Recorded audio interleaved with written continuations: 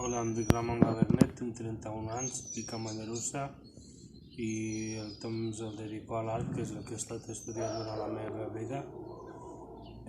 Estic vinculat a l'associació ALBA, formo part de l'àmbit de salut mental i he tingut diverses experiències a Europa.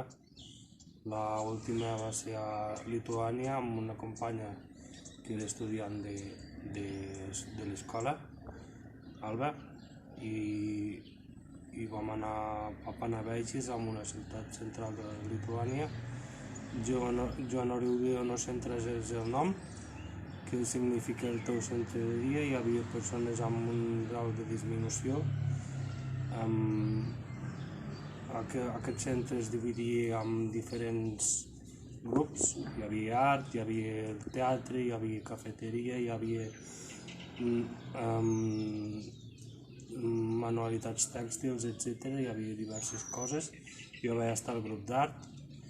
Amb la meva tutora vam estar parlant sobre fer una exposició perquè va veure diverses obres pintades amb fusta i al final ens vam motivar i al final entre aquesta obra la vaig fer jo, que simbolitza però em passava cada dia